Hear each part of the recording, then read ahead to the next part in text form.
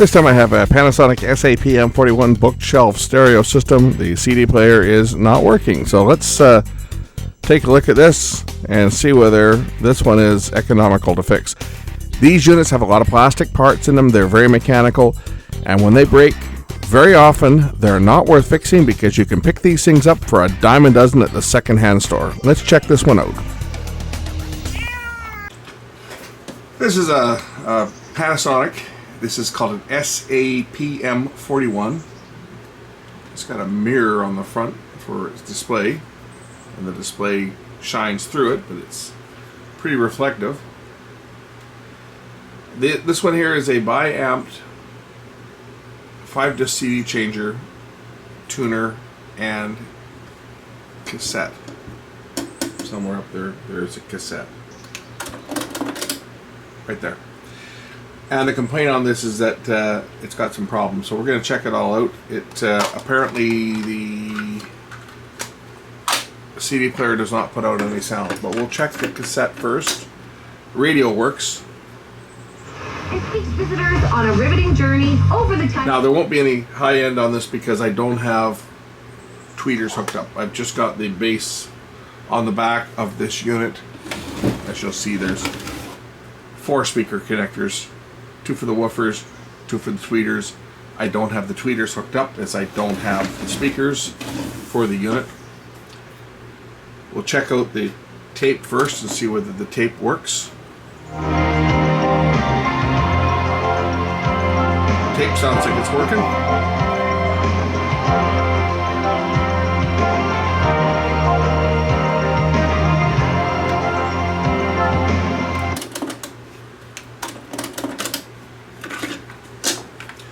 Complaint was the CD doesn't work. I'm going to load up some royalty-free, and this also play MP3, so we'll try that as well. But I'll load up my royalty-free disc.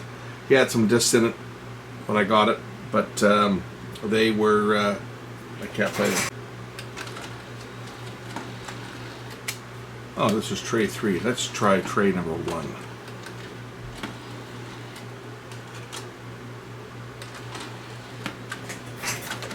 Play.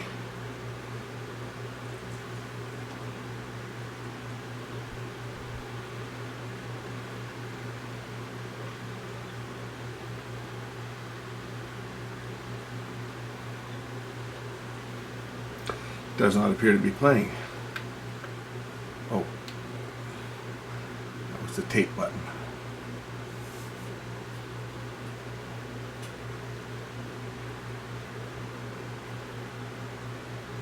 It says CD, disc 1, track 1, but I don't see it playing. And I certainly don't hear it playing.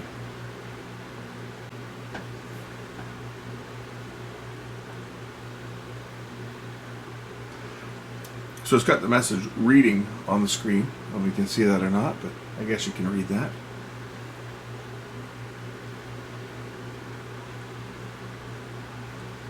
But it's not reading. So I guess we need to take this one apart and just see why it's not reading the disc. Problem with a lot of the Panasonic ones was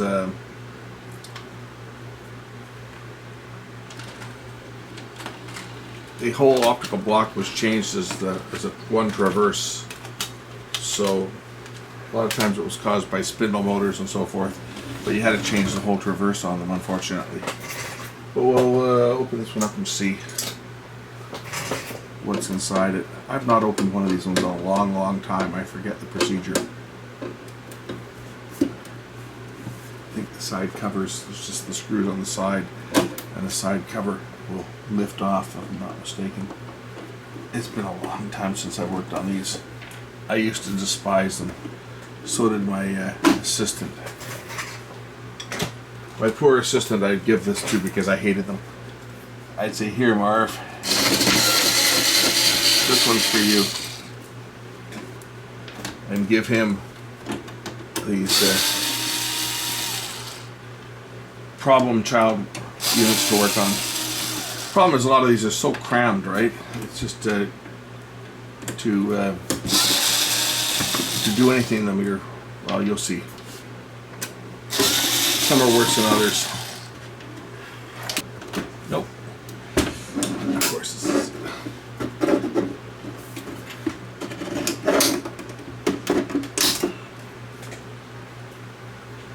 Here's the CD changer down here. Pull the other cover off on the other side as well, and we'll take a peek at it. It's not an easy one, as you can see, to work on. I'm going to remove the back by removing the dot marked screws. We'll unplug the fan. Get that out of the way. Here's the unit itself. This is again Panasonic's attempt at making a high quality bookshelf type stereo. The belts are right in here for the cassette deck. CD player is this module on the bottom, but again it's all really well sealed up. You can't even get into it to see what's happening with it put together. Just want to see if it's even spinning the disc or whether it's reading, and I can't see where the disc is without taking the whole CD player apart.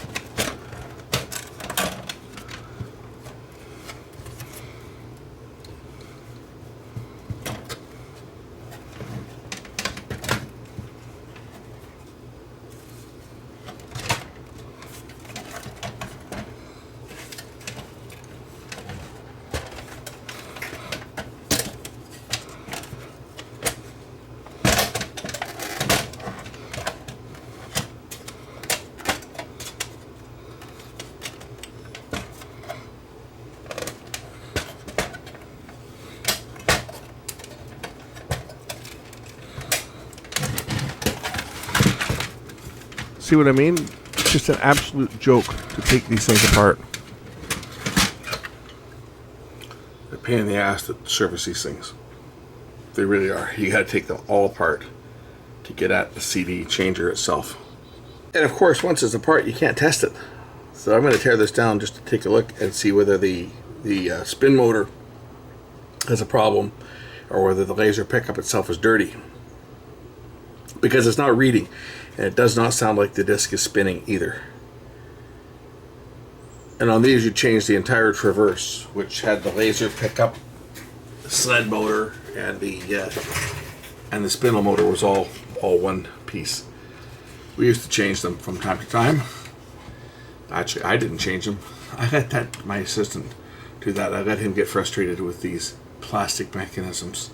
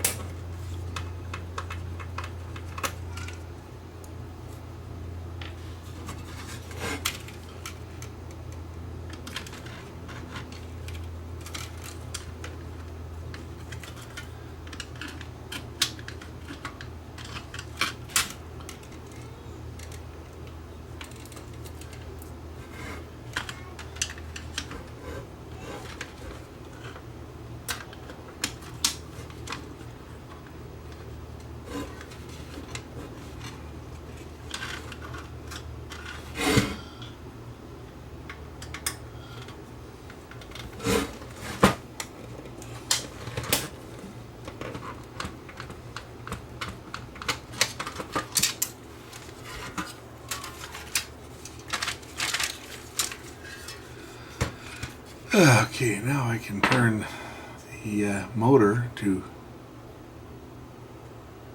unload the CD. So I got the tray out. I think I spotted the problem on this one. If you notice a little gear here that operates the sled, if I move the sled, you'll see that the sled moves without the motor turning, because this little gear here is cracked more than likely, and it has slipped up on the post. That's more than likely what's happened on this. It's not making contact. You can see the sled motor is not turning the gear to move the sled. Therefore, the CD pickup is not able to read the disc. More than likely, that's what's wrong with this. This little gear has developed a crack. Either that or it's just slipped up. If I push that down so that it can make contact, but it shouldn't move that easy.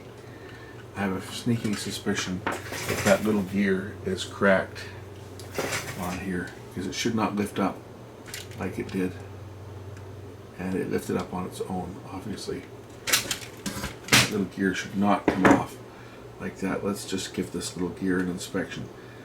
It may have a little crack on it. Let's take a close look.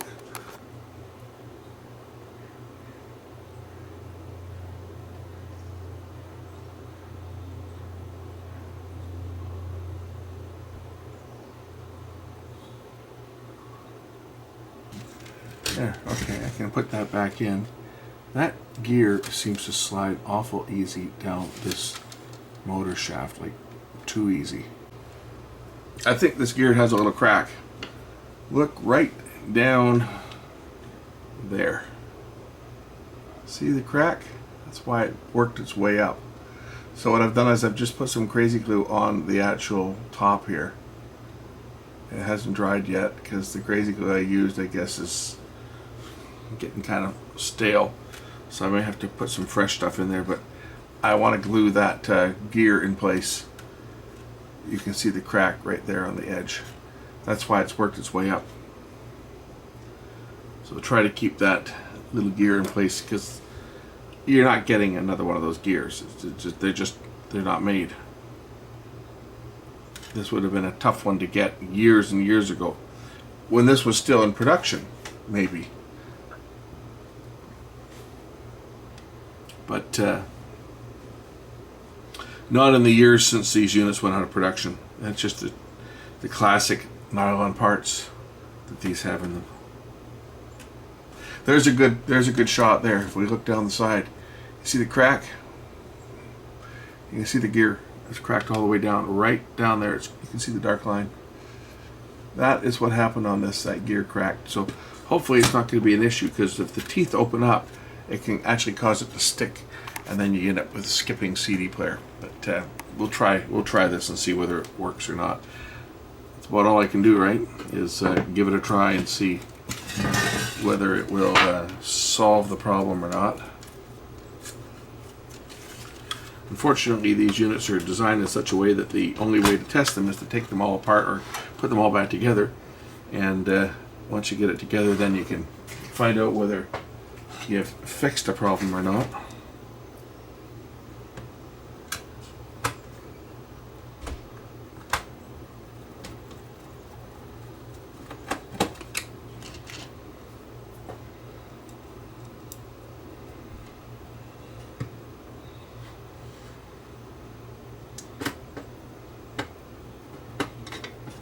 Relying on the camera to see what I'm doing, because at the angle that I'm sitting, I'm actually quite high compared, like the bench is quite high, so in order for me to see it, I got to get my head in the way. So I'm basically looking at the monitor to see what it is that I'm doing.